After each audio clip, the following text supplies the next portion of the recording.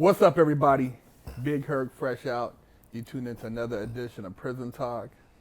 I'm here with Greg, aka G-Bo from Skyline Piru in San Diego, answering some questions. And a lot of you guys ask me questions that I can't answer because I don't have the answer. But you guys always ask about the yard politics, the SNY and the snitch yards, and who's doing time on what yard and blah blah blah. Well, man, I ain't been in the system and I ain't been in the state like that in years, and I never did time in the state anyways. But this man has extensive knowledge on that, so I'm gonna let him speak on somewhat of what he's seen because he's still dealing with people getting out of prison on a weekly basis. What's up, Big Herc? Yeah, real quick, when I was incarcerated in, I believe in 2005, I'm on the 4-yard in Donovan, and whenever they got the SNY walking to medical or something, they shut us down. They lock us down because there's SNY going through the yard.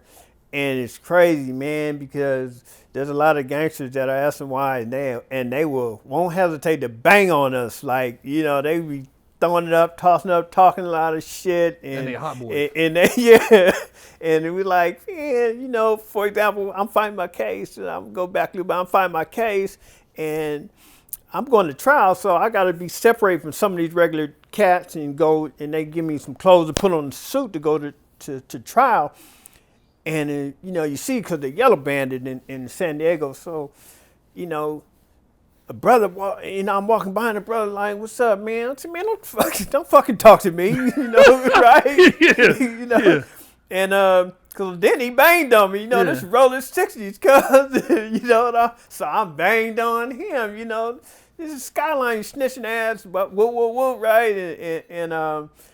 But, that was then, and then going to prison, I was always a mainliner, so they didn't have the integration of the SNY like they do now. So I'm seeing a lot of this now, people coming home, and I'm like, hey, man, what's on that ride home with me, what's that prison life like now, man? He said, man, they integrating the SNYs, man, and this shit is crazy, man, because, they having to sign paperwork, or we won't come home if we don't integrate with them, They start bringing on a certain amount at a time. A couple of prisons, they starting to riot. CRC kicked off a riot, and one dude said, hey, man, when they integrated, because they came in like 30 at a time, and we wasn't going for it, so they said they separated all the bunks, and this is one institution, and the SEALs walked out and let them get down, and that's crazy. But oh shit, like yeah, that, huh? like that, and just let them get down. Afterward, of course, a lot of them went to hospital, went to the hole, whatever. But now it's almost like they don't have no choice. They're gonna have to integrate. There's certain prisons that's just like saying they ain't going for it, and they refusing. When they come in here, they're taking off on them on site. But it's a mess right now. And my answer to that, man, is number one, the prison system has always been corrupt. Number two, they don't really care about you in there. You can kill each other off, Number three, once a riot pops off, they getting paid extra money because it's hazardous pay, hazardous work. And who wins in the end? The COs, they win because you harming each other, you killing each other, you getting more time for getting involved in a riot, okay? So you lose in the end.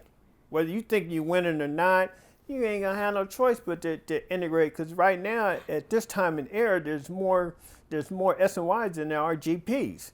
Now there's certain situations that, yeah, if I was in there now,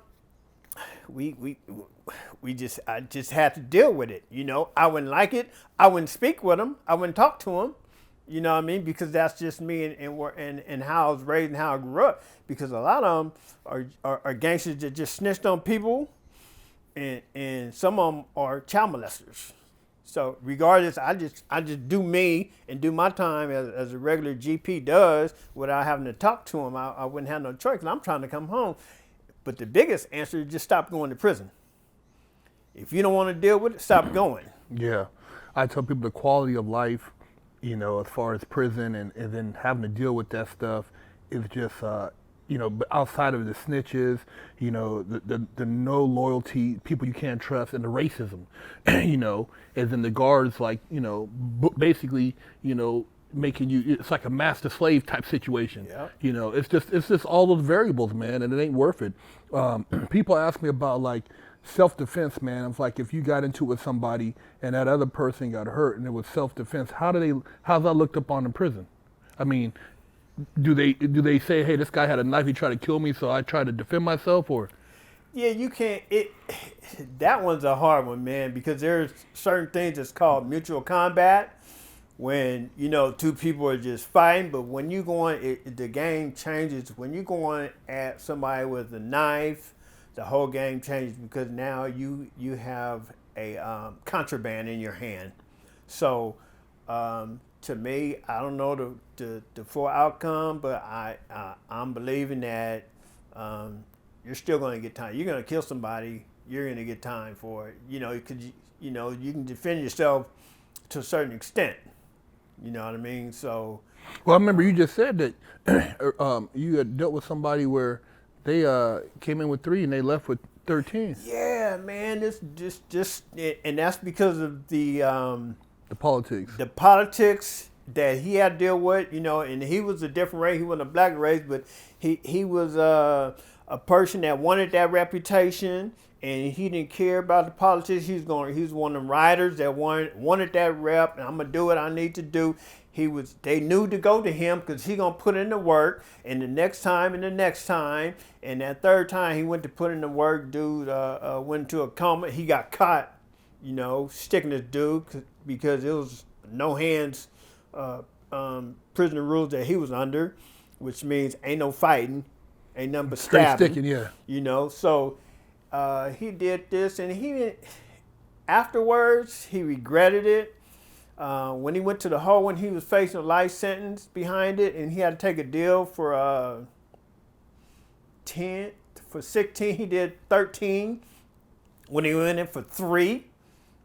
Just imagine that. You're going for 3 years, okay, man, I'm going to walk this off. Now, all of a sudden, you got 13 to do? Yeah, that's got a light going to come on. It's going to hit you hard. So he said he was in that cell, man, and he was like, man, what have I gotten myself into? And that particular person, finally, because when he got out the hole, they still wanted him to put in work. Matter of fact, I didn't even share this with you. And this is crazy. And this is what made him stop. He said after putting in all that work and getting 13 more, they told him that they had paperwork on his cellie, and he had to kill him. So then he had been done. Yeah, he said, you got to kill your cellie because they got paperwork on him, and you're the only one in this cell. And he said that was it. That's when he drew the line. He said, man, I said, well, what'd you do? He said, man, I talked to my cellie. I told him, I said, man, they got paperwork on you. I'm going to tell you right now, they want me to kill you, but I'm not going to do it. And I'm going to tell you right now, you better go S&Y because I got to go S&Y because if I don't kill you, they're going to kill me and they're still going to kill you. So I'm done. I'm just letting you know, here's what I'm going to do. That's what he told him. And that's what he did. So when he got out, when I picked him up, he was an S&Y dude, and he shared this story with me. I said, man, that's gotta be crazy. So all this was built on you wanting a reputation. He said, yeah, man, I wanted it. I thought I wanted it, and I regret it to this day. I said, that's gotta be horrible, man.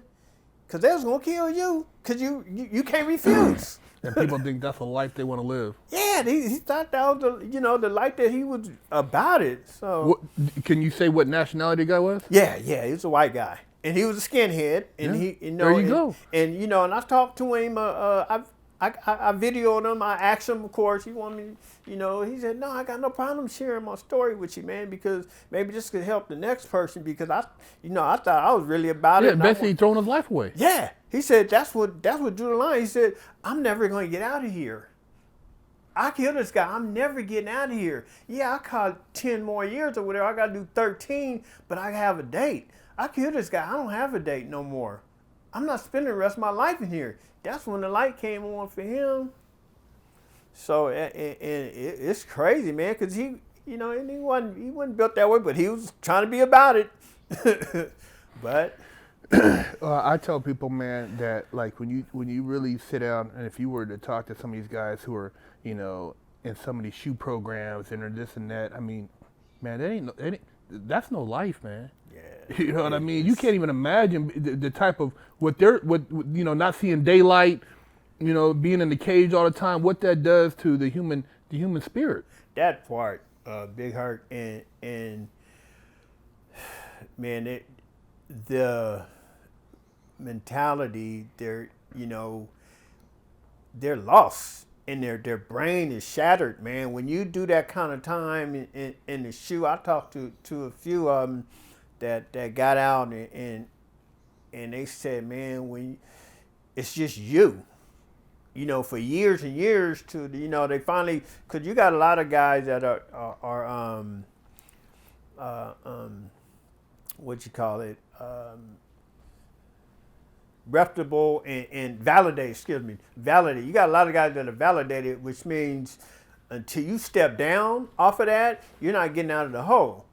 And then they finally filed lawsuits and they started they letting people out of the hole that's been in there 15, 20 years. So what is the mentality? I mean, you've talked to somebody who's been in the hole that long. What's their mentality? It's like, man, it takes years for them to come down because they still got that for one, it's hard for them to adjust. It takes years for them to adjust and to let down a wall because they're spooked, man. They're like lost. When a person is subjected to that, do you think the system ever really thinks this person's going to be normal again? I mean, no human being to be in a cage like that. I mean, it's reminiscent of what they did in slavery. I mean, slavery times, man. I mean, to have somebody like that and then, put them back into a general population and then have them eventually get into society. How does a person like that have a normal life?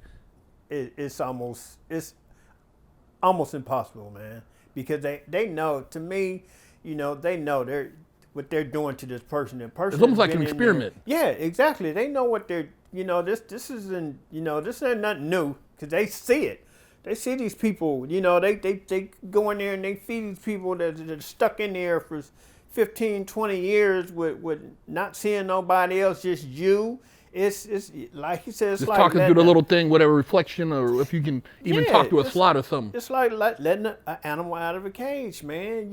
That animal is gonna go crazy, and it's unfortunate because they don't have nothing. They don't have no resource. They don't have no help. They don't have no guidance. They don't have no therapy or somebody that they can talk to. Basically, they should wind them down to this. Yeah. You know what I mean? Slowly talk to therapists, talk to counselors before they decide to let them out of that situation to make sure they're ready to get out of that situation. If not, they're going to come out and the first person say something foul, they're going to kill. And with that being said, what do you think is the mentality of the people that work in these places? Because they're dealing with this, so it's like, okay, this person is a violent individual, but I mean, I wonder even on that level, because I had people all the time hit me up about being COs and, working in these places, and I tell them, man, you got to be careful what you subject yourself to. Yeah.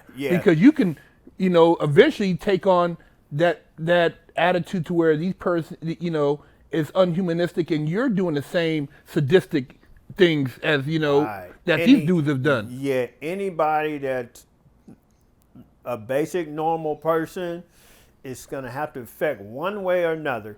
And it's either going to affect the way where this person is just camouflaging and act like it ain't affecting them. It's going to continue to do what they're doing, or it can break them, or they can turn to, being a straight alcoholic or something, going home and just drinking and hiding behind alcohol what they're doing, because they know that this is not human. to treat another person like that. I don't care if they got a life sentence or whatever they have, but you're treating this person like an animal, and then you're going up there and you're feeding them every day like that. It's going to affect that person one way or another. If you're not strong or you're not dealing with, or you're not trying to maybe talk to that. Now, it could be different if you're going in there and you're like, trying to talk to that person in a decent way with some decency. You can't control them getting out because that's not your position. You don't have the authority to let them out of there, but you still can respect them as a human. So depending on how they're getting at that person, it can ease their conscience. Yeah, their conscience, and it can be therapy for them because they're talking to them, they're trying to encourage them. Maybe they're sharing something positive to them in the worst case scenario. But it's crazy, man. Before we go, man, if you don't mind, I want to send a shout out to my sons, man, because Darnell and Trey, they're the one that told me about your little show, man.